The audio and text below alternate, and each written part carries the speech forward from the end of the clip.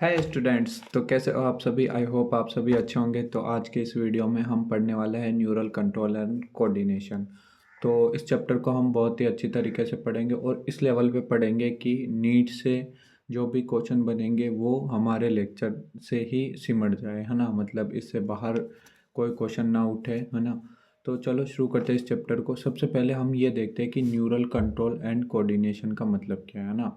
कि ये चैप्टर जो हमारा चैप्टर होता है उसका जो नाम होता है वही हमें बहुत कुछ चीज़ें बता देता है। तो चलो शुरू करते हैं, इसके नाम में क्या क्या है आखिर। तो सबसे पहले हम देखते हैं न्यूरल कंट्रोल और कोऑर्डिनेशन। तो सबसे पहले हम समझते हैं कि ये कंट्रोल कंट्रोल मतलब क्या है, नियंत्रण, है ना। तो ये नियंत्रण कैसे होता है, नियंत्रण का मतलब क्या है, ये कैसे होता है, ये समझेंगे। सबसे पहले हमने देखा कि हमने पिछले चैप्टरों में पढ़ा हम श्वसन कैसे करते हैं, है ना। फिर श्वसन के बाद हमने पढ़ा कि हमारे अंदर रक्त का परिसंचरण कैसे होता है। फिर हमने पढ़ा कि उत्सर्जन कैसे होता है। फिर हमने पढ़ा कि गमन और संचलन, है ना, वो कैसे होता है। ठीक है। तो ये सब पढ़ने के बाद हमें पता चल गया कि बेसिकली हमारी बॉडी में क्या क्या जो प्रक्रियाएं वो चल रही है और वो कैसे कैसे हो रही है। सो ये सब हमने पढ़ लिया। अब हमें ये भी तो पता होना चाहिए कि इन सभी प्रक्रियाओं को आखिर नियंत्रण कौन कर रहा है। मान लो हमें भूख लग गई, तो भूख लगते टाइम हाँ कौन कौन सी चीज़ें जो हमें भूख लगी और उसका जो नियंत्रण हो रहा है वो कैसे हो रहा है ना। मान लो प्यास लगी, या फिर हम उत्सर्जन कर रहे हैं, या फिर हम चल रहे, या फिर हम घूम रहे, बैठ रहे, मैं कुछ बोल रहा हूँ। तो इन सभी चीज़ों का आखिर कंट्रोल कहाँ से हो रहा है। सो हमने फिर देखा कि भाई हमारी जो पूरी बॉडी है, जो ह्यूमन बॉडी है, उसके अंदर जो नियंत्रण होता है, जो कंट्रोल होता है, वो दो तरीक़ों से होता है ना। कौन कौन सा? एक तो होता है हमारे पास तंत्रिका तंत्र। कौन सा होता है? एक तो होता है तंत्रिका तंत्र, राइटिंग पे मत जाना, है ना। और एक होता है हमारे पास अंतःस्रावी तंत्र। कौन सा होता है? अंतःस्रावी तंत्र, स्रावी तंत्र। ठीक है। कौन कौन सा? एक तो होता है तंत्रिका तंत्र मतलब न्यूरल सिस्टम, और एक होता है अंतःस्रावी तंत्र मतलब एंडोक्राइन सिस्टम। अब इनमें नियंत्रण कैसे होता है? जैसे तंत्रिका तंत्र, कोई किसी ने पिन छुपाई तो हमने बहुत जल्दी रिएक्ट कर दिया, जल्दी से हाथ हटा दिया, है ना। किसी ने चाटा मारा, हमने जल्दी रिएक्ट कर दिया, है ना। हमें भूख लगी, हम जल्दी से खाना खा लेते। हमें मतलब सूसू लगी तो हम जल्दी से कर देते हैं सूसू, है ना। तो इसी प्रकार जितनी भी हमारे जो फास्ट तरीके से होती है, जो जिनको हम जल्दी कर सकते हैं, वो होती है हमारे तंत्रिका तंत्र के द्वारा नियंत्रण। जो उनका नियंत्रण होता है वो हमारे होता है उनका तंत्रिका तंत्र के द्वारा नियंत्रण। अब अंतःस्रावी तंत्र, जैसे हमारी वृद्धि हुई, पहले हम छोटे थे फिर बड़े हुए धीरे धीरे, हमारे दाढ़ी आई, मूछें आई, है ना, बाल आए। तो ये एकदम से नहीं होता है कि भाई हाँ 2 मिनट के अंदर हो गए या फिर 1 सेकंड में हो गया, है ना। तो ये धीरे धीरे होते हैं। तो वो जो कंट्रोल होता है वो कहाँ पे होता है? हमारे अंतःस्रावी तंत्र के अंदर। ठीक है। तो जो हमारी बॉडी है वो कितने प्रकार से नियंत्रण करती है, कितने कितने तंत्र से नियंत्रण करती है? 2 प्रकार के, तंत्रिका तंत्र और अंतःस्रावी तंत्र। ठीक है। अब हम पढ़ेंगे कि तंत्रिका तंत्र के अंदर न्यूरॉन क्या है ना, न्यूरोग्लियल सेल्स क्या है। फिर हम पढ़ेंगे अंतःस्रावी तंत्र के अंदर, अंतःस्रावी तंत्र के अंदर कैसे नियंत्रण होता है।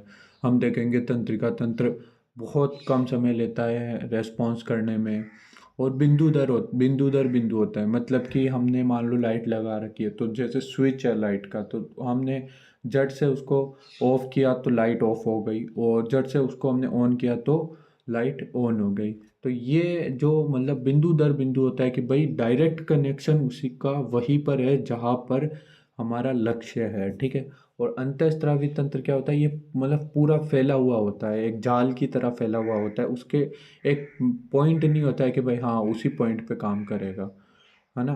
और ये अंतःस्रावी तंत्र मतलब बहुत ज़्यादा टाइम लेता है, बट तंत्रिका तंत्र इतना टाइम नहीं लेता है। फिर हमारे पास आता है कंट्रोल, कोऑर्डिनेशन तो आ गया। फिर आता है हमारे पास कंट्रोल तो आ गया, सॉरी। और न्यूरॉन का मतलब हम समझ ही गए कि भी न्यूरॉन मतलब तंत्रिका तंत्र के द्वारा जो जो नियंत्रण होगा उसको क्या बोलेंगे हम? तंत्रिका तंत्र। और अंतःस्रावी तंत्र के अंदर हम हार्मोन वगैरह पढ़ेंगे, जो कि हमारा नेक्स्ट चैप्टर है। ठीक है। और ये न्यूरल कंट्रोल का मतलब समझ गए कि भाई जो हमारी शरीर है उसका जो कंट्रोल होगा वो किसके द्वारा होगा? तंत्रिका तंत्र के द्वारा होगा, न्यूरल सिस्टम के द्वारा होगा। ठीक है। अब ये है कोऑर्डिनेशन। कोऑर्डिनेशन का मतलब क्या है ये समझते हैं। कोऑर्डिनेशन का मतलब कि भाई इसका हिंदी में मतलब होता है समन्वयता, है ना। क्या होता है? समन्वयता। समन्वयता, समन्वयता का मतलब क्या है कि भाई एक दूसरे के साथ नियंत्रण बनाए रखना या फिर एक दूसरे के साथ समन्वयता बनाए रखना। अब मैंने एक एनसीईआरटी की लाइन बोल रहा हूँ कि दो या दो से अधिक अंग एक दूसरे के साथ क्रियाशीलता दर्शाते हैं तथा एक दूसरे के कार्य में मदद करते हैं। इसी प्रक्रिया को क्या बोलते हैं? हम समन्वयता। अब हम इसको नॉर्मल लैंग्वेज में मतलब समझाता हूँ आपको। जैसे मैंने बोला समन्वयता, आपके घर है तो घर में मम्मी होती है, पापा होते हैं, ना। तो अगर मान लो मम्मी का कुछ योगदान होता है तो पापा का भी कुछ होता है। मान लो दोनों में से मम्मी है, मम्मी कुछ योगदान कर नहीं रही है, मम्मी हमेशा झगड़ा कर रही है, तो शायद जो घर है वो अच्छे से नहीं चलेगा, ना। हमेशा झगड़े होते रहेंगे, है ना। हमेशा अनबन रहेगी, घर सही नहीं रहेगा, घर का माहौल खराब होगा। तो समन्वयता के लिए हमें क्या करना पड़ेगा कि भाई जो मम्मी है और जो पापा है उनको दोनों को ही एक दूसरे को समझना होगा और एक दूसरे के साथ मतलब बैठना होगा। मान लो अगर वो किसी बात से है ना, किसी बात को लेकर बात नहीं कर रहे, है ना, एक दूसरे से क्या है, नाराज है, तो उनको बैठना पड़ेगा कि भाई हाँ, दोनों एक जगह बैठेंगे, एक दूसरे से बात करेंगे। एक दूसरे से बात करने का मतलब क्या हो गया कि भाई बैठे, एक दूसरे से क्रिया की। अब क्रिया करने के बाद क्या करेंगे कि एक दूसरे को हेल्प करेंगे किसी भी कार्य के लिए, है ना। तो फिर उनके अंदर जो भी अनबन होगी उनको सही सुधारेंगे और फिर जाके कहीं उनमें समन्वयता बैठेगी। तो आई होप आप सभी को पता चल गया होगा कि समन्वयता का मतलब क्या है। कि भाई जब एक दूसरे अंग, है ना, हमारे बॉडी के अंदर भी अलग अलग अंग है, पाचन तंत्र हुआ, उत्सर्जन तंत्र हुआ, है ना, परिसंचरण तंत्र हुआ, तो ये सभी एक दूसरे के साथ क्रिया करेंगे। क्रिया करने के बाद क्या करेंगे, एक दूसरे की सहायता करेंगे, एक दूसरे के कार्य में हेल्प करेंगे। तो उसी को हमने क्या बोल दिया, समन्वयता। ठीक है, इसको हम आगे बहुत ही अच्छी तरीके से समझेंगे। तो आगे चलो समझते हैं हम समन्वयता को। अब देखो, हमारा चैप्टर है ही यही है, तंत्र के नियंत्रण और समन्वय। अब समझते हैं हम समन्वयता को। जैसे कि हमने क्या किया, व्यायाम किया, है ना। हम एक्सरसाइज पे जाते हैं, मान मान लो हमने मॉर्निंग के अंदर हम एक्सरसाइज पे गए, है ना। एक्सरसाइज पे गए तो पेशीय क्रिया, है ना, हम दौड़े, हम चले, है ना, हमने हाथ घुमाया, कुछ भी किया, तो पेशीय क्रिया होगी। तो पेशीय क्रिया क्या हुई, बढ़ी। ठीक है, पेशीय क्रिया बढ़ी। अब पेशीय क्रिया बढ़ी तो शरीर में ऊर्जा की डिमांड बढ़ेगी, है ना। ये तो लॉजिक है कि भाई हम कुछ भी काम करते हैं तो शरीर में फिर हमें भूख लगती ही है। फिर शरीर के अंदर भूख लगेगी, ऊर्जा की डिमांड बढ़ेगी, तो उपापचय प्रक्रिया। उपापचय प्रक्रिया का मतलब क्या है कि कुछ चीज़ें बन रही है, कुछ चीज़ें टूट रही है ना। सो उसी को हमने क्या बोल दिया, उपापचय प्रक्रिया। अब उपापचय प्रक्रिया बढ़ी तो ऑक्सीकरण भी होगा शरीर भोजन का। ठीक है, ये शरीर की उपापचय प्रक्रिया बढ़ गई। अब शरीर की उपापचय प्रक्रिया बढ़ गई तो भोजन का ऑक्सीकरण भी होगा, ऑब्वियसली हमें पता ही है। अब जैसे ही भोजन का ऑक्सीकरण होगा, ऑक्सीकरण का मतलब क्या होगा कि भोजन टूटेगा और ग्लूकोज बनेगा। तो जैसे ही भोजन टूटेगा और ग्लूकोज ज़्यादा बनने लगेगा तो श्वसन दर बढ़ जाएगी, है ना। आपने देखा ही होगा कि आप भागते हो तो जल्दी जल्दी सांस लेते हो, और रक्त वाहिनियों में रक्त का प्रवाह भी बढ़ जाता है। रक्त का प्रवाह बढ़ता है तो हार्ट बीट रेट भी बढ़ती है। आप देखते हो कि जल्दी दिल धक धक धक धक धक धक करने लगता है जब आप भागते हो। फिर शरीर में बनने वाले उत्सर्जित पदार्थ, अब आप भागे हो तो उत्सर्जित पदार्थ भी ज़्यादा बनेंगे, है ना। तो हम उत्सर्जन भी ज़्यादा करेंगे, है ना, वह हमें टॉयलेट लगेगी, है ना। तो वो जब सभी चीज़ें भी ज़्यादा होगी, हमें पसीना आएगा, पसीना भी तो एक उत्सर्जित पदार्थ है। तो ये भी बढ़ेगा तो किडनी का कार्य भी क्या होगा, बढ़ेगा। अब इन सभी कार्य के बढ़ने के बाद जब हम रुक जाते हैं ना, भागते हैं, एक्सरसाइज करते हैं, फिर हम थोड़ी देर रुकते हैं, तो रुकने के बाद क्या होता है, हमारा पूरी बॉडी वापस नॉर्मली सही हो जाती है ना। वैसे ही जैसे 8 बीट पहले थी वैसे होने लगती है। तो ये धीरे धीरे धीरे धीरे वापस उसी ट्रैक पे आ जाती है। अब वो वापस उसी ट्रैक पे क्यों आ गई, क्योंकि सभी अंगों ने एक दूसरे के साथ क्रिया की, और क्रिया करने के बाद क्या किया, एक दूसरे के हेल्प की, है ना, एक दूसरे का सहायता की। मान लो हार्ट बीट रेट बढ़ रही है तो कोई और अंग है जिसने उसको जल्दी जल्दी ब्लड दिया, जैसे हमारा रक्त वाहिनी हो गई, उन्होंने जल्दी जल्दी ब्लड दिया, जल्दी जल्दी ब्लड दिया तो उसको रक्त जल्दी जल्दी मिला तो वो वापस नॉर्मल हो गई। ठीक है, तो इसी प्रकार एक दूसरे के सहायता कर रहे हैं, एक दूसरे से क्रिया कर रहे हैं, इसी को हमने क्या बोल दिया, समन्वयता। समन्वयता का मतलब आप समझ गए। तो मतलब ये प्रक्रिया हो क्यों रही है? क्योंकि हमारे जो शरीर है उसके अंदर जो जैव स्थिरता है, जो होम्योस्टेटिस है, उस चीज़ को बनाए रखने के लिए, है ना? अगर होम्योस्टेटिस ज़्यादा हो जाएगी, जैव स्थिरता नहीं रहेगी, तो हमारा जो शरीर है वो एकदम काम करना बंद कर सकता है ना? इसके अंदर सभी प्रक्रियाएँ जो नॉर्मल नहीं होगी, है ना? कुछ चीज़ें जो हमारे शरीर के अंदर बिगड़ जाएगी। सो इस चीज़ को बनाए रखने के लिए, जैव स्थिरता को बनाए रखने के लिए जो आवश्यक है, उसी को हमने क्या बोल दिया? समन्वयता। मेन जो पॉइंट है ये है ना? मेन पॉइंट जो समन्वयता का है वो ये चीज़ है कि समन्वय क्यों करते हैं? क्योंकि हमारे बॉडी के अंदर जो जैव स्थिरता है उसको बनाए रखने के लिए हम क्या करते हैं? समन्वयता करते हैं, ठीक है? फिर उसके बाद हमने क्या पढ़ा था? हमने पढ़ ही लिया था कि भाई जो हमारे अब ये जो समन्वय होगा, ये तो हमने पढ़ लिया। अब हमारे पास जो नियंत्रण होगा, नियंत्रण हमने पीछे पढ़ा था कि भाई नियंत्रण भी दो तरीकों से होगा, मतलब दो चीज़ें मिलकर नियंत्रण करेगी। जैसे मम्मी और पापा हुए, घर के अंदर नियंत्रण कौन करता है? Mummy papa. वैसे ही इसके अंदर कौन करता है? तंत्रिका तंत्र। बॉडी के अंदर कौन कौन करता है? एक तो करता है तंत्रिका तंत्र, और एक कौन करता है? अंतःस्रावी तंत्र। कौन करता है? अंतःस्रावी तंत्र, मतलब एंडोक्राइन सिस्टम, अंतःस्रावी तंत्र, ठीक है? तंत्रिका तंत्र और अंतःस्रावी तंत्र, ये क्या करते हैं? हमारे शरीर का नियंत्रण। जैसे मान लो ये पापा हुआ तो ये मम्मी हुई, है ना? पापा तो एक थप्पड़ देते हैं तो सारे नियंत्रण में आ जाते हैं, लेकिन मम्मी बेचारी प्यार करती है हमें, फिर जाके हम थोड़े बहुत नियंत्रण में आते हैं। तो ये होता है, ये क्विकली हो जाता है कि जल्दी से एक थप्पड़ मारा काम खत्म। लेकिन ये थोड़ा, हाँ ठीक है, धीरे धीरे, मान लो कभी काम नहीं कर रहे हो तो बेटा, है ना, ऐसे कुछ करके। तो ये होता है। अब हम पूछेंगे कि भाई हाँ सर ठीक है, ये तो मान लिया, अब इन दोनों को नियंत्रण कौन करेगा? है ना, हमने ये तो समझ लिया कि भाई हमारी बॉडी का नियंत्रण तंत्रिका तंत्र करेगा, अंतःस्रावी तंत्र करेगा। अब इन दोनों का कौन करेगा? है ना, घर है, घर में के अंदर नियंत्रण होगा तो एक तो मम्मी करेगी, पापा करेंगे। अब इन दोनों को नियंत्रण कौन करेगा? फिर आपके दिमाग में आएगा कि सर दादाजी। दादाजी नहीं हुए तो कंपलसरी थोड़ी है कि भाई हाँ दादाजी होंगे। फिर बोलोगे दादी जी, दादी जी भी नहीं हुई तो ऐसा नहीं होता है ना। परिवार के अंदर एक घर है तो उसके अंदर मम्मी पापा ही नियंत्रण करते हैं, है ना।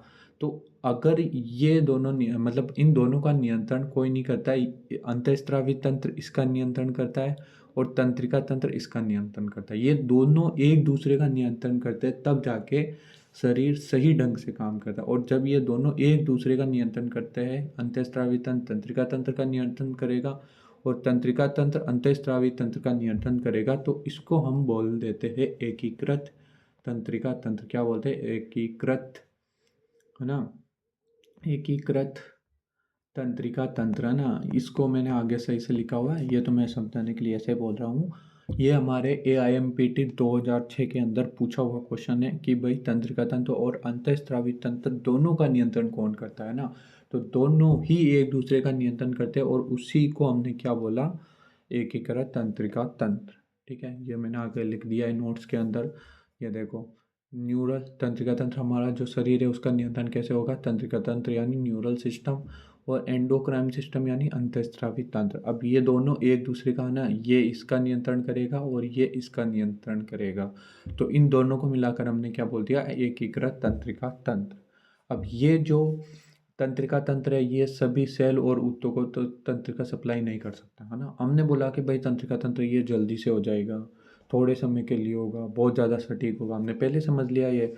तो ये इतना अच्छा काम कर रहा है तो फिर हमें अंतःस्रावी तंत्र की क्यों ज़रूरत पड़ी? क्योंकि हमने बोला कि भाई ये डायरेक्ट बिंदु दर बिंदु ही होता है कि भाई हमने लाइट यहाँ से ऑन करी है, बटन ऑन किया तो वहाँ पे जाके लाइट जल जाएगी, या फिर हमने बटन ऑफ कर दिया तो लाइट ऑफ हो जाएगी। तो ये एक, है ना, मतलब बिंदु दर बिंदु होगा और दूसरी जगह पे नहीं जाएगा, तो ये पूरी जगह पे फैला हुआ नहीं होता है। इसलिए हम बोलते हैं कि अंतःस्रावी तंत्र है वो पूरी सेल्स के अंदर, पूरी कोशिका के अंदर फैला होता है। इसलिए हम बोलते हैं कि अंतःस्रावी तंत्र पूरी कोशिका के अंदर फैला फैला होता है, इसलिए इसकी भी हमें ज़रूरत पड़ती है, ठीक है। तो हमने देखा तंत्रिका तंत्र बहुत तेज होता है, वेरी फास्ट। थोड़े समय के लिए हो तो बहुत कम समय के लिए होता है ना।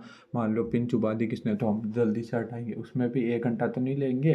वो जैसे सीरियल आते हैं ना बहुत, उसके अंदर कोई गिर रहा है तो 1 घंटे तक दिन तना न न न न न न वैसे नहीं, जल्दी से 2 मिनट के अंदर हाथ हटा रहे तो हाँ ठीक है हटा दिया। फिर बहुत सटीक तरीके से होता है, बहुत जल्दी सट, है ना।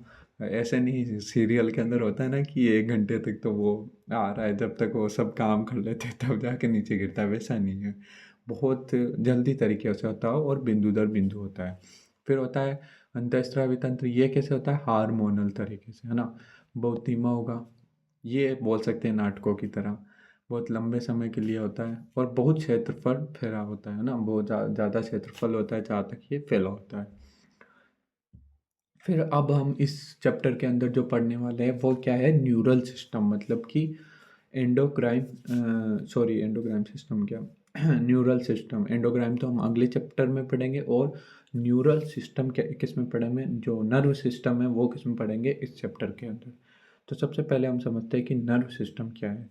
नर्व सिस्टम भी बेसिकली दो प्रकार की कोशिका से बना होता है, एक तो होता है तंत्रिका कोशिका और एक होता है न्यूरोग्लियल सेल। जो आप ये देखो, ये वाली जो सेल देख रहे हो ना, ये वाली सेल, ठीक है, ये वाली सेल देख रहे हो, ये कौन सी है, तंत्रिका कोशिका। कौन सी है ये है हमारी तंत्रिका कोशिका, ठीक है, कौन सी है, तंत्रिका कोशिका। और जो ये दिख रही है, ये देखो, ये देखो इसके आसपास, ये देखो, ये कौन सी सेल है, ये है न्यूरोग्लियल सेल। कौन सी सेल, न्यूरोग्लियल सेल, याद रख लोगे, न्यूरोग्लियल, आगे लिखी हुई है कोशिका, ठीक है, कोशिका, ठीक है। अब मेनली ये दो प्रकार की क्यों है, अब देखो जो तंत्रिका कोशिका है आपने कभी सुना होगा, और ये नीट में आया हुआ भी क्वेश्चन है ना। नीट में क्या क्वेश्चन आया था कि भाई एक बार कोई वाहन चालक था, उसका एक्सीडेंट हो गया, तो उसको हाथ में चोट लगी और उसको सिर में चोट लगी, तो फिर क्वेश्चन पूछा कि बताओ कि कौन जल्दी रिपेयरिंग हो जाएगा, है ना, किसकी ज़्यादा मतलब वो क्षमता है कि वो रिपेयर हो जाएगी, और किसकी कम है कि बहुत कम चांस है कि वो वापस रिपेयर होगी या नहीं। तो फिर हमने सोचा कि भाई ये कौन सा क्वेश्चन आ गया, फिर हमें पता चला कि भाई तंत्रिका कोशिका तो कभी विभाजित ही नहीं होगी। अब विभाजित ही नहीं होगी तो बेसिकली वो शायद ही वापस रिपेयर हो।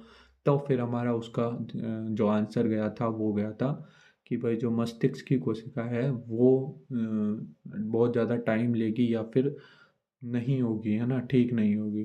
तो ये जो तंत्रिका कोशिका है ये कभी विभाजित नहीं करती। अब आप पूछोगे कि ये विभाजित क्यों नहीं करती, क्योंकि इसके अंदर जो हमारे तारक केंद्र होता है वो नहीं होता है। फिर आप पूछोगे तारक केंद्र क्यों नहीं होता है, मैंने बोला आप स्टूडेंट हो, है ना, मैं आपसे बोल दूँ कि भाई आप क्या करो, आप खेती करो, है ना, स्टूडेंट हो, बट स्कूल में ले जाके मैं बोलता हूँ नहीं आप तो खेती करो और रोज़ खेती करवा रहा हूँ, फिर आप बोलोगे सर हमारा तो ये काम है ही नहीं, हम खेती क्यों करें।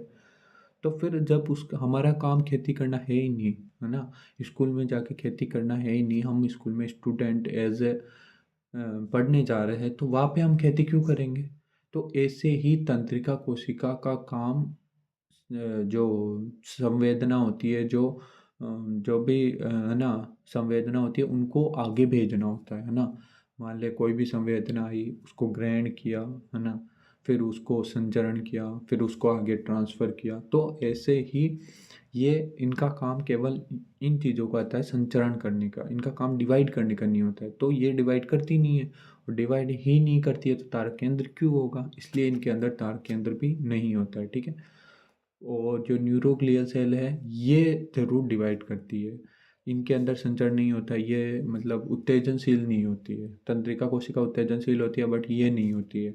ये कोशिका क्या करती है, ये तंत्रिका कोशिका, जो ये तंत्रिका कोशिका दिख रही है, इसको क्या करती है, प्रोटेक्ट करती है, इसको सुरक्षा प्रदान करती है ताकि इसके अंदर कोई भी डैमेज वगैरह नहीं हो, है ना। ये कभी मान लो डैमेज हो जाती है तो वापस तो बनेगी नहीं, इसलिए हमारी याददाश्त चली जाती है, तो वो रेयर चांस में वापस आने की उसकी कंडीशन रहती है ना। तो समझ गए तंत्रिका तंत्र कितने भागों में बटा हुआ है। तंत्रिका तंत्र कितनी कोशिकाओं से मिलकर बना हुआ है, दो कोशिका, कौन कौन सी, एक तो तंत्रिका कोशिका, एक न्यूरोग्लियल सेल, ठीक है। तो आगे बढ़ते हैं हम। तो सबसे पहले हम देखते हैं कि न्यूरल सिस्टम की उत्पत्ति, ठीक है। अधिकांशतः एक्टोडर्म, अब ये एक्टोडर्म का मतलब क्या है, तो हम बायो के स्टूडेंट हैं तो हमें पता ही होगा कि भाई जो हमारे जब भी हम जन्म लेते हैं तो जन्म लेते समय जब भ्रूण मादा के योनि के अंदर होता है तो उसके अंदर 3 लेयर बनती है ना।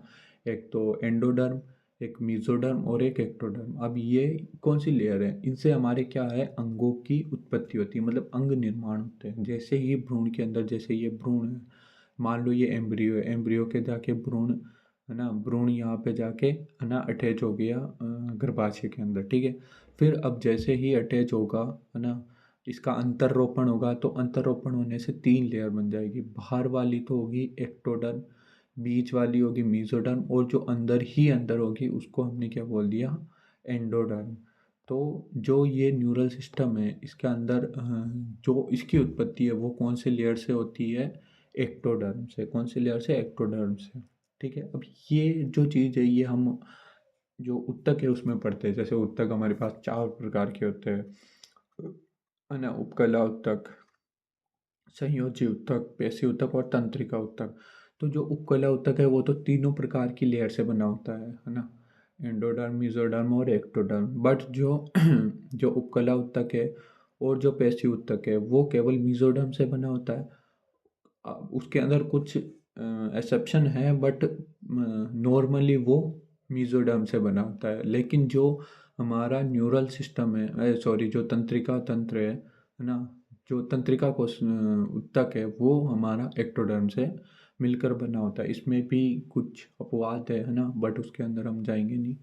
तो अब समझते हैं, आगे पढ़ते हैं। जंतु जगत में सर्वप्रथम तंत्रिका तंत्र की उत्पत्ति, मतलब कि जो तंत्रिका तंत्र है ना, जो न्यूरल सिस्टम है उसकी उत्पत्ति जो हमारे पास कौन से जंतु जगत के अंदर, सर्वप्रथम कौन सा जंतु जगत है जिसके अंदर हुई। तो हमने पढ़ा जंतु जगत में 11 फाइलम आते हैं ना, 11 संघ आते हैं। कौन कौन से, Monera, protista, fungi, Plantae, animalia, sorry ये तो जगत है ना, सॉरी सॉरी, जैसे कौन कौन से जंतु जगत में सर्वप्रथम तंत्रिका तंत्र की उत्पत्ति। तो जंतु जगत में कितने संघ आते हैं, कितने फाइलम आते हैं, 11 फाइलम। कौन कौन से, तो सबसे पहले हमारा हमारा आता है पोरीफेरा, फिर Coelenterata, Ctenophora, Platyhelminthes, Aschelminthes, Annelida, Arthropoda, Mollusca, Echinodermata, Hemichordata और कोर्डेटा। तो ये कुल मिला के कितने फाइलम है, 11 फाइलम। इसके अंदर हम क्या देखते हैं, किस प्रकार से डिवाइड किया है, बट ये हम जो हमारा जंतु जगत, जो एनिमल किंगडम है उसके अंदर पढ़ते हैं, बस यहाँ पर नहीं पढ़ते। तो ये कौन से संघ से शुरू हुआ, सिलेंट्रेटा से। जो सिलेंट्रेटा है सेकंड नंबर का जो संघ है, उससे जो तंत्रिका तंत्र है उसकी उत्पत्ति हुई। और सर्वप्रथम सिर की, अब देखो जो सिलेंट्रेटा है उसके अंदर आपने एग्जाम्पल देखे होंगे, कुछ पॉलिप है, कुछ मेड्यूसा है। अब पॉलिप क्या है, मेड्यूसा क्या है। पॉलिप मतलब क्या है, एक ही जगह स्थिर रहेंगे, और मेड्यूसा मतलब छतरी नुमा अलग अलग जगह पे घूमेंगे। तो ये जो हमारे पॉलिप होते हैं ना, मान लो ये पॉलिप है, एक ही जगह स्थिर रहेंगे। अब इनके अंदर जो क्या होती है, जो ये न्यूरल कोशिका है ना, ये ऐसे यहाँ पे हुई, गेंगलिया होते हैं, ये गेंगलिया यहाँ पे, गेंगलिया यहाँ पे, यहाँ पे, यहाँ पे, यहाँ पे। तो ये एक दूसरे से क्या हुआ, कनेक्ट होते हैं। अब इनके अंदर जैसे ही मान लो कोई कोई किसी ने पिन छुपाई, तो ये पूरे शरीर के अंदर है ना, ये डेवलप नहीं है ना, पूरा तरीके से डेवलप नहीं है, ये थोड़ी बहुत ही इसके अंदर डेवलप है। मतलब कि ये एक जाल के रूप में है, तो कोई भी अगर इसके कहीं पर भी पिन चुभाएगा तो पूरे शरीर में दर्द होगा। जैसे मान लो मैं हूँ, हमारा शरीर है, मैंने हाथ के अंदर पिन चुभाया तो हाथ के अंदर ही दर्द होगा, पूरे शरीर में नहीं होगा। लेकिन जो सिलेंट्रेटा के सदस्य, मान लो हाइड्रा हुआ है ना, और भी जैसे फाइसेलिया हुआ, ओबेलिया हुआ, और पेनेटुला हुआ है ना, एडम्सिया हुआ, ठीक है। तो इनके अगर हम पिन चुभो देंगे तो ये जैसे ही पिन चुभो देंगे तो ये पूरा शरीर जो है उसमें दर्द होगा, और पूरे शरीर को ऐसे एकदम से झटके से पीछे कर लेंगे। बट अगर हम हमारी बात करें तो हमारी बात में अगर मान लो मैंने पैर के अंदर पिन चुभाई तो हम पैर को पीछे करेंगे, हाथ के अंदर चुभाई तो हाथ को पीछे करेंगे, पूरी बॉडी को नहीं करेंगे, ठीक है। फिर जंतु जगत में सर्वप्रथम क्या हो, कहाँ पे आया, तो जंतु जगत के अंदर आया हमारे पास कॉकरोच के अंदर, है ना। हमने देखा कि कॉकरोच होता है, ठीक है, ये ऐसे कॉकरोच होता है, ठीक है, ये कॉकरोच का सर होता है, फिर ये उसकी जो दूसरी एब्डोमेन है ना, उधर होता है। तो यहाँ पे उसके 2 गेंगलिया होते हैं, ठीक है, और यहाँ पे 9 जोड़े होते हैं, 1 2 3 4 5 6 7 8 और 9 ऐसे होता है। तो यहाँ पे ये जो है ये सुपर गेंगलिया है ना, सुपरा गेंगलिया जिनको बोलते हैं, और इसी को हमने क्या बोल दिया था, मस्तिष्क, ठीक है। तो धीरे धीरे डेवलपमेंट हुआ। सबसे पहले तो आया ही कहाँ पे, है ना, पोरिफेरा में तो आया ही नहीं, है ना। सिलेंट्रेटा में आया। सिलेंट्रेटा में भी नॉर्मल तरीके से, है ना। गेंगलिया मतलब क्या होता है, एक तो होता है ना, डेंड्रोन, फिर होता है उसका काई, फिर होता है एक्सोन, है ना। तो ये देखो, ये एक्सोन होता है, ठीक है। फिर ये काई बॉडी होती है ना। ये डेंड्रॉन्स होते हैं, है ना। ये मैं न्यूरॉन का स्ट्रक्चर बता रहा हूँ। तो ये जो स्ट्रक्चर है ना, सॉरी, जो ये काई है ना, ये काय, बॉडी काय, साइटोन जिसको बोलते हैं, इन साइटोन का जो समूह है, इनको ही हम क्या बोलते हैं, गेंगलिया। क्या बोलते हैं, गेंगलिया, ठीक है। इनको ही हम क्या बोलते हैं, गेंगलिया, ठीक है। समझ में आ गया गेंगलिया क्या है। तो ये हुआ जंतु के अंदर और डेवलप हुआ। सबसे पहले किस में आया, सिलेंट्रेटा में, और सबसे अच्छे तरीके से किस में आया, प्लेटिहेल्मिन्थेस। मतलब ठीक ठाक, बहुत अच्छी तरीके से भी नहीं बोल सकते, बट फर्स्ट टाइम जो ब्रेन आया वो प्लेटिहेल्मिन्थेस में आया। और पोरिफेरा में तो मैंने बता ही दिया कि वो अनुपस्थित था, है ना, ठीक है। तो आ सकता है क्वेश्चन कि भाई पोरिफेरा के अंदर तंत्रिका तंत्र उपस्थित था या नहीं था, है ना। फिर होता है न्यूनतम पुनर्बोध की क्षमता। मैंने बोला कि भाई न्यूरॉन है, न्यूरॉन के अंदर तंत्रिका उत्तक, मैंने उत्तक चारों प्रकार की बता दिया, आपके किस किस लेयर से बनी होती है वो भी बता दिए। अब पुनरुद्भवन का मतलब क्या है कि भाई वापस बनने की क्षमता, वापस सेल बन सकती है कि नहीं बन सकती है, उस चीज़ के बारे में, उसी को ही बोलते हैं पुनरुद्भवन। तो तंत्रिका ऊतक है, उसके अंदर सेल ही वापस नहीं बन सकती है। क्यों नहीं बन सकती, तारक के अंदर अनुपस्थित है ना। तारक के अंदर अनुपस्थित क्यों है, क्योंकि उसके अंदर डिवीजन का कोई काम ही नहीं होता, वो तो उद्दीपन को ग्रहण करती है और भेजती है आगे, ठीक है। फिर हमारे पास तंत्र की संरचनात्मक और क्रियात्मक इकाई को क्या होती है, न्यूरॉन, ठीक है। हमने जैसे पहले पढ़ा कि तंत्रिका तंत्र, न्यूरल सिस्टम दो प्रकार की कोशिका से मिलकर बना होता है, तंत्रिका और न्यूरोग्लियल सेल। और जो मेन सेल है वो कौन सी है, तंत्रिका कोशिका, जिसे हम क्या बोलते हैं, न्यूरॉन, ठीक है। तंत्रिका ऊतक अलग चीज़ है और तंत्रिका कोशिका अलग चीज़ है, ठीक है। तंत्रिका कोशिका को क्या बोलते हैं हम, न्यूरॉन। तो हमने जैसे यहाँ पे पढ़ा, दो प्रकार की कोशिका पढ़ी, एक तो न्यूरॉन, ये देखो, ये न्यूरॉन, न्यूरॉन कोशिका या तंत्रिका कोशिका जिसको बोलते हैं, ये कौन सी है, न्यूरॉन सेल। और ये कौन सी है, न्यूरोग्लियल सेल, है ना। तो न्यूरल सेल मेन जो संरचनात्मक और क्रियात्मक इकाई है वो कौन है, तंत्रिका कोशिका, हिंदी में बोले तो, और इंग्लिश में बोले तो न्यूरॉन कोशिका, ठीक है। ये समझ में आ गया यहाँ तक, ये पढ़ ही लिया। फिर हमने बोला तंत्रिका तंत्र दो प्रकार की कोशिकाओं से, ये थे तंत्रिका तंत्र दो प्रकार की, एक तो न्यूरॉन कोशिका और एक न्यूरोग्लियल सेल। फिर हमने वहाँ पे स्ट्रक्चर देखा था, ये देख वही आ गया। अब ये देखो यहाँ पे, एक तो डेंड्राइट्स, है ना, ये जो ऊपर ही ऊपर का ये है डेंड्राइट्स, है ना, जिनसे संवेदनाओं को हम ग्रहण करेंगे। फिर आता है साइटोन, इसके अंदर स्थानांतरण होगी, जो भी संवेदना आएगी, है ना, उनका क्या होगा, स्थानांतरण। और फिर होता है ये एक्सोन, ये क्या है, एक्सोन, इसके अंदर दूसरी जो न्यूरॉन सेल है ना, जो न्यूरॉन कोशिका है, न्यूरॉन कोशिका है, उसके पास ट्रांसफ़र कर दिया जाता है, ठीक है। हमने पढ़ ही लिया, इसमें विभाजन क्षमता अनुपस्थित होती है, क्यों होती है वो भी पढ़ लिया, क्योंकि इनके अंदर तारक केंद्र नहीं होता है। शरीर की सबसे लंबी कोशिका, ये भी याद रखना, ये क्योंकि सेल जो चैप्टर है उसके अंदर भी आ रखा है कि शरीर की सबसे लंबी कोशिका कौन सी है, न्यूरॉन, ठीक है। ये समझ में आ गया। फिर इसके आसपास कौन सी सेल होती है, न्यूरोग्लियल सेल। ये तंत्रिका तंत्र का कितने परसेंट भाग बनाती है, 50% से भी अधिक भाग बनाती है। इसमें विभाजन की क्षमता नहीं होती है, मैंने पहले बता दिया क्यों नहीं होती है विभाजन, सॉरी, न्यूरोग्लियल सेल के अंदर विभाजन की क्षमता होती है, ठीक है। इनके अंदर होती है बट इनके अंदर नहीं होती है। इनके अंदर मतलब न्यूरॉन जो कोशिका है उसके अंदर विभाजन की क्षमता नहीं होती है, और न्यूरोग्लियल सेल इसके अंदर विभाजन की क्षमता होती है, क्योंकि ये किसका काम करती है, ये करती है रक्षा का काम। अब रक्षा करेगी तो ज़्यादा होनी चाहिए, है ना। वो जैसे मान लो कोई आदमी है ज़्यादा पैसे वाला, तो उसके पास अगर ज़्यादा से ज़्यादा गार्ड होंगे तभी तो उसकी ज़्यादा से ज़्यादा सही तरीके से रक्षा हो पाएगी। तो न्यूरोग्लियल सेल भी ज़्यादा से ज़्यादा होने के कारण हम क्या बोल सकते हैं कि भाई हाँ ठीक है, न्यूरोग्लियल सेल अगर ज़्यादा से ज़्यादा है तो हमारा जो क्या बोलते हैं, रक्षा जो है न्यूरॉन की, वो ज़्यादा से ज़्यादा सही तरीके से होगी। क्योंकि अगर ये एक बार डैमेज हो गई तो वापस इसको बनाने में नहीं बन सकती, मतलब बहुत कम चांस है कि ये वापस हो। ठीक है, फिर आता है हमारा एक न्यूरॉन सेल, हमने पढ़ ली न्यूरॉन न्यूरॉन सेल और एक न्यूरोग्लियल सेल। अब न्यूरॉन के लक्षण कितने हैं? 3 लक्षण है। डायरेक्ट याद करने की ट्रिक है, डरता है, डरती है। न्यूरॉन जो कोशिका है वो क्या करती है? डरती है। डरेगी क्यों नहीं डरेगी? है ना, क्योंकि विभाजन नहीं करती तो और सेल्स नहीं आएंगे, और सेल्स नहीं आएंगे तो इसको डरना पड़ेगा, बच के रहना पड़ेगा एकदम। तो डरता का मतलब क्या है? ये ट्रिक है, डिटेक्ट। डिटेक्ट मतलब पहचाने की। कोई भी उद्दीपन आएंगे, है ना, तो उनको क्या करेगी? ये पहचानेगी। तो डी का मतलब डिटेक्ट और डी का मतलब पहचानेगी। डिटेक्ट का मतलब क्या हो गया? पहचानेगी। और रिसीव करेगी, है ना, उद्दीपन को क्या करेगी? रिसीव करेगी। डिटेक्ट कर लिया, पहचान लिया, अब क्या करेगी? कि रिसीव करेगी, मतलब कि उद्दीपन को ग्रहण करेगी। अब ग्रहण कर लिया, ग्रहण करने के बाद उसको दूसरी सेल के पास भी भेजना पड़ेगा, तो क्या करेगी? उद्दीपनों का संचरण मतलब ट्रांसफर करेगी एक न्यूरल कोशिका से दूसरी न्यूरल कोशिका के पास। जो भी उद्दीपन आए उनको क्या करेगी? भेजेगी। तो समझ गए न्यूरॉन।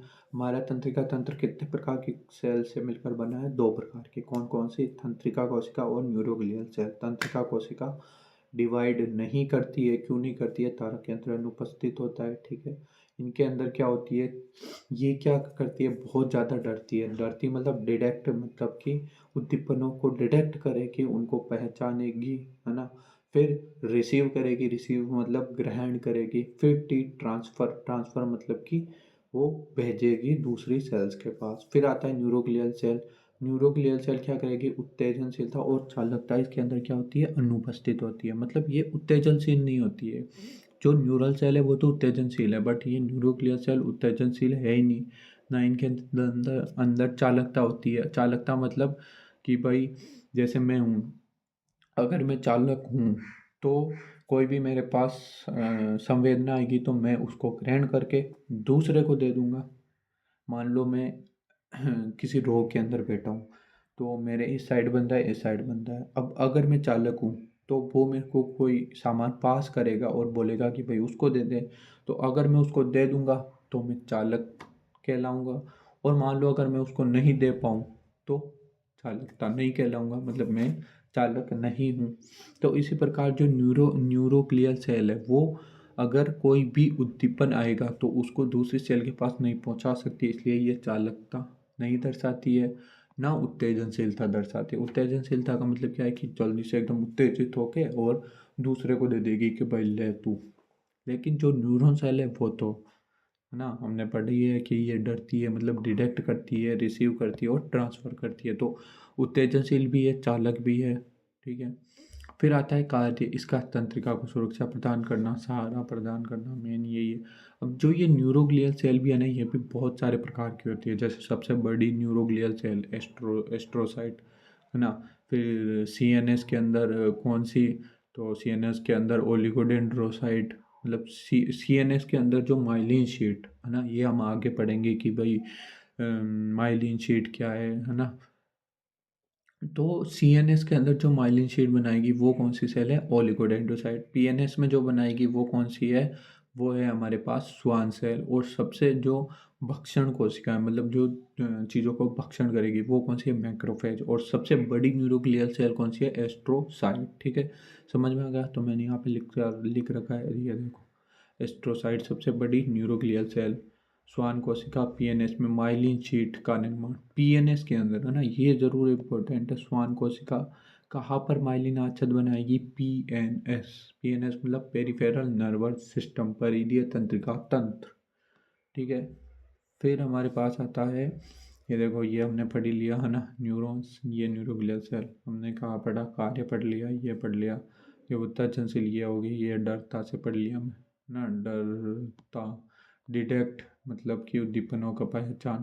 आर मतलब रिसीव उद्दीपन। और टी मतलब ट्रांसफर, मतलब कि संचरण। ठीक है, फिर इसके अंदर अनुपस्थित होती है उत्तेजनशीलता। ये कार्य तंत्रिकाओं को सुरक्षा सहारा प्रदान करती है। एस्ट्रोसाइट सबसे बड़ी न्यूरोग्लियल सेल। श्वान कोशिका पीएनएस में माइलिन आच्छाद, अभी मैंने बताया था, ये मेन इंपॉर्टेंट याद रखना। और ये पीएनएस ये भी मेन है। ठीक है, ओलिगोडेंड्रोसाइट, सीएनएस में माइलिनाचर, सीएनएस मतलब सेंट्रल नर्वस सिस्टम, केंद्रीय तंत्रिका तंत्र, ठीक है। फिर आता है माइक्रोग्लियल सेल, सबसे बड़ी भक्षाणु कोशिका, ठीक है। माइक्रोग्लियल सेल कौन सी है? सबसे बड़ी भक्षाणु कोशिका, ठीक है। फिर ये आज का लेक्चर यही खत्म होता है। ये मैंने बता ही दिया, तंत्रिका, न्यूरल सेल, ये न्यूरोग्लियल सेल, ठीक है। तो बेसिकली आज के इस लेक्चर में हमने क्या पढ़ा है, वापस रिवाइज कर लेते हैं ना। सबसे पहले हमने शुरू किया तंत्रिका तंत्र, है ना। तंत्रिका तंत्र नियंत्रण एवं समन्वय, जिसको हमने बोला कंट्रोल एंड कोऑर्डिनेशन। पहले हमने समझा कि भाई कंट्रोल क्या होता है, कोऑर्डिनेशन क्या होता है ना। कंट्रोल का मतलब हमने देखा कि भाई हमारे शरीर है ना, जो मनुष्य का शरीर है वो दो प्रकार से कंट्रोल होता है। एक तो तंत्रिका तंत्र के द्वारा, और एक होता है न्यूरल सिस्टम, है ना, जिसको इंग्लिश में न्यूरल सिस्टम बोलते हैं। और दूसरा होता है हमारे अंतःस्रावी तंत्र, जिसे क्या बोलते हैं हम, एंडोक्राइन सिस्टम। तो दो प्रकार के तंत्र कौन सा? एक तो तंत्रिका तंत्र न्यूरल सिस्टम, और एक एंडोक्राइन सिस्टम मतलब कि अंतःस्रावी तंत्र, ठीक है।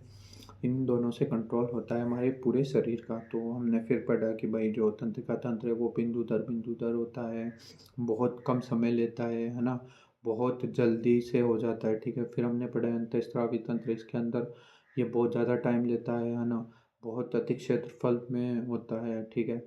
और बिंदु दर बिंदु नहीं होता है, ठीक है। ये प्रकार हम इसमें पढ़े अभी लेक्चर में, ठीक है। फिर हमने क्या पढ़ा कि कोऑर्डिनेशन का मतलब क्या है, कि कोऑर्डिनेशन का मतलब क्या है कि भाई जो पूरा शरीर है, शरीर के अंदर अलग अलग प्रकार के तंत्र है, वो तंत्र एक दूसरे के साथ क्या करते हैं, क्रियाशीलता करते हैं और एक दूसरे के कार्य में मदद करते हैं। तो वो जब एक दूसरे के साथ क्रियाशील होते हैं और एक दूसरे के कार्य में मदद करते हैं, तो उसी को हमने क्या बोल दिया, कोऑर्डिनेशन।